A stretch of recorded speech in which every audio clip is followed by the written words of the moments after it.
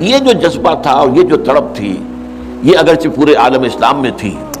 لیکن کہیں بھی اس کی کوئی کامیابی کی صورت نظر نہیں آ رہی تھی۔ جذبہ موجود تھا۔ اس وقت ایسا ہوا کہ جہاد افغانستان کو ایک تو اس جذبے نے سپورٹ کیا، اور یہ جذبہ کھنچ کر آیا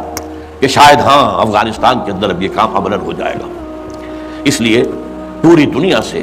لوگ آئے، والنٹیئرز آئے، انہوں نے جانیں دی، انہوں نے وہاں پر محنتیں کی، اپنے کوئی انڈونیشیا سے چلا آ رہا ہے، کوئی برما سے چلا آ رہا ہے، کوئی فلسطین سے چلا آ رہا ہے، کوئی فلپائن سے چلا آ رہا ہے، کوئی تھائی لینڈ سے چلا آ رہا ہے، کوئی سعودی عرب سے چلا آ رہا ہے، کوئی مصر سے چلا آ رہا ہے، کوئی لیبیا سے چلا آ رہا ہے، کوئی چچنیا سے چلا آ رہا ہے۔ یہ سارے لوگ آئے وہاں، اس لیے کہ جذبہ یہ کہا گیا کہ جہاد فی سبیل اللہ ہے۔ میں واضح کر چکا ہوں کہ میرے نزدیک وہ جہاد فی سبیل اللہ نہیں تھا۔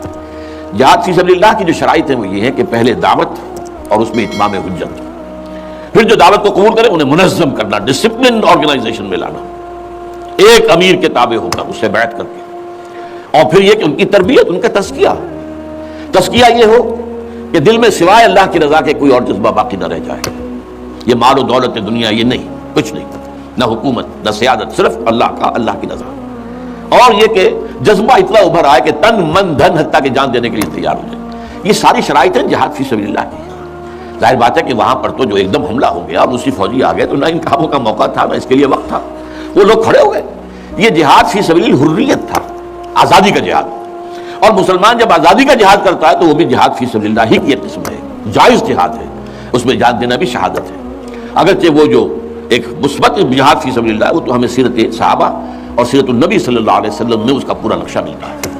بہرحال ایک تو یہ کہ وہ کشش ان کو کھینچ کر لائی، دوسری طرف امریکہ نے وہ یہ چاہتا تھا کہ اسے نظر آ گیا کہ روس سے ایک تو جو بڑا پرانا اکاؤنٹ ہے، یعنی یہ کہ جو ویتنام میں روسیوں کے ہاتھوں شکست کھائی تھی امریکہ نے اور بھاگا تھا وہاں سے،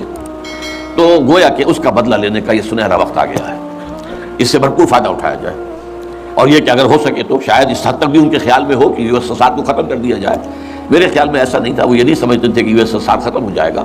لیکن یہ کہ بہت کمزور ہو جائے گا اور یہ کہ اس کی بلیڈنگ ہو جائے گی۔ اس کے لیے اس نے اس جہاد کا غلغلہ دوسروں سے بڑھ کر، مسلمانوں سے بڑھ کر جو ہے دنیا میں بلند کیا،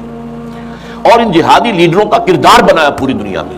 ان کی شخصیت کی امیجز بنائی ہیں۔ احمد شاہ مسعود کو دی لائن آف پنجشیر، پوری دنیا کے اندر اس کے بارے میں جو ہے وہ دھاک بٹھائی گئی، تاکہ یہ لوگ زیادہ سے زیادہ لوگ آ جائیں، والنٹیئر مل جائیں۔ ہمارا آدمی تو کوئی نہیں مرے گا، ہم تو پیسے دیں گے اور ہتھیار دیں گے، مریں گے یہ مسلمان مریں گے، چاہے وہ افغان ہیں چاہے باہر سے آنے والے ہیں۔ تو وہ جو غلغلہ جہاد کا تھا، اور اس میں گویا کہ ایک طرح سے امریکہ کے اس ایجنڈے کو نہ جانتے ہوئے، نہ سمجھتے ہوئے، گویا کہ لا علمی میں جو تقویت پہنچائی وہ ایسے لیڈروں نے جن میں بن لادن بھی ہیں، وہ جہاد کے لیے لوگوں کو کھینچ کھینچ کر علم مبارک سے لے کر آئے۔ ان میں عبداللہ ابن ارزاق بھی تھے شہید رحمۃ اللہ علیہ، انہی میں عمر عبد الرحمن ہے جس وقت امریکہ کی جیل میں پڑے ہوئے۔ یہ سب لوگ کیا تھے؟ جہاد کے نام پر دنیا سے لوگوں کو لے کر آ رہے تھے، اور اس میں گویا کہ نہ جانتے ہوئے ان نوئنگلی وہ امریکہ کے اعلی کار بن رہے تھے۔ بہرحال اس میں نتیجہ جو نکلا، مجاہدین جب مجاہدین کو فتح ہو گئی، ظاہر بات ہے اس میں دونوں فیکٹر میں رکھیے، صرف مجاہدین کی سرفروشی اور جانفشانی نہیں، امریکہ کے ہتھیار نے یقیناً اس میں ایک بڑا ڈیسائسو رول پلے کیا، خصوصاً تازہ ترین ہتھیار اسٹنگر میزائل جسے دنیا جانتی نہیں تھی وہ دے دیا، اور اصل میں جو روسی فوج جو ہے دل برداشتہ ہو کر بھاگی ہے، اس میں اسٹنگر میزائل کا بہت بڑا دخل تھا، کیونکہ ان کا سب سے بڑا ہتھیار تھا جو وہ گن شپ ہیلی کاپٹرز لے کر آتے تھے، اور وہ ظاہر بات ہے جہاں پہاڑوں کے اوپر بھی مورچے لگائے ہوئے تھے وہاں ظاہر بات ہے ٹینک تو نہیں پہنچ سکتے تھے، کوئی اور بمباری وہاں کرنا مشکل تھی، تو یہ گن شپ بڑے جہازوں سے بہت نیچے آ کر بمباری بھی ممکن نہیں تھی، تو گن شپ ہیلی کاپٹر سے جو بمباری وہ کرتے تھے، فائرنگ کرتے تھے، وہ ان کا سب سے بڑا ہتھیار تھا، اور اس کو بالکل ختم کر کے رکھ دیا اسٹنگر میزائل نے، کہ میزائل آپ نے داغا ہے تو وہ یہ نہیں ہے کہ ہدف سے اگر نہ لگے ہدف پر تو ادھر ادھر ہو جائے گا، نہیں، جدھر وہ ہدف جائے گا اس کا پیچھا کرے گا، اس کے پیچھے پیچھے جائے گا، جدھر وہ مڑے گا ادھر وہ مڑ جائے گا۔ درمال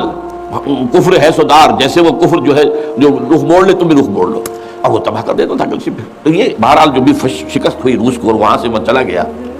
تو اس کے بعد امریکہ بھی فوری طور پر وہاں سے غائب ہو گیا۔ اس نے مجاہدین کے اندر گروپ بندی،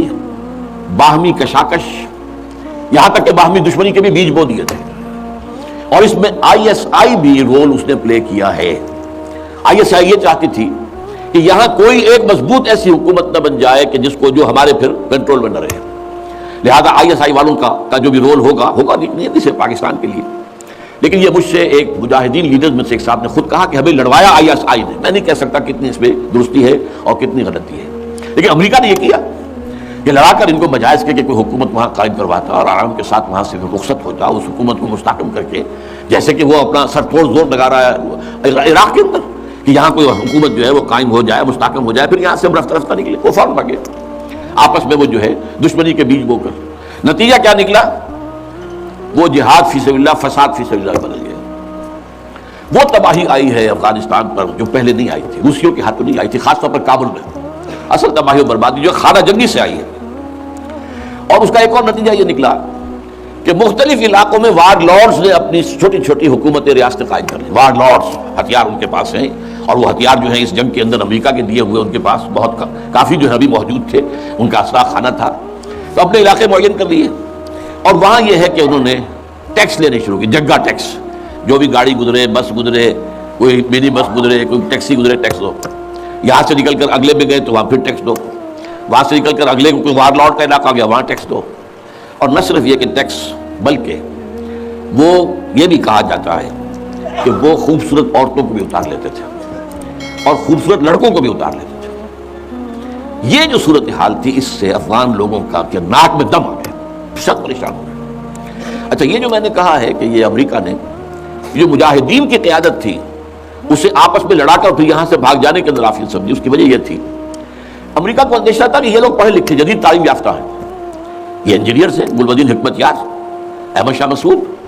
استاد ربانی بڑے عالم ہیں، فاضل ہیں، عبدالرسول سیاب الازہر کے پڑھے ہوئے تھے. اسی طریقے سے صبغت اللہ جو ہیں وہ بھی بڑے عالم آدمی تھے اور پڑھے لکھے آدمی تھے، جدید تعلیم یافتہ بھی اور قدیم کے لیے بھی جاتا بھی. تو اس اعتبار سے انہیں اندیشہ تھا ان لوگوں کی حکومت بن گئی اگر تو یہ ایک ماڈرن اسلامک اسٹیٹ بنا دیں گے، اور یہ وہ شے ہے جو ہمارے لیے سب سے زیادہ خطرناک، سب سے زیادہ ناپسندیدہ معاملہ ہوگا. اس لیے کہ اگر واقعی طرح کی ماڈرن اسلامک اسٹیٹ وجود میں آ گئی تو ہمارے نظام کا خاتمہ ہو جائے. وہ تو یہ کہ سورج طلوع ہوتا ہے تو تاریکی تو جائے گی، رات کو تو جانا ہی جانا ہے. وہ تو جب تک سورج طلوع نہیں ہوتا رات کی تاریکی ہے، یہ انہیں اندازہ تھا خوب. بہرحال اس لیے انہوں نے خاص طور پر ان کو آپس میں لڑایا بھی.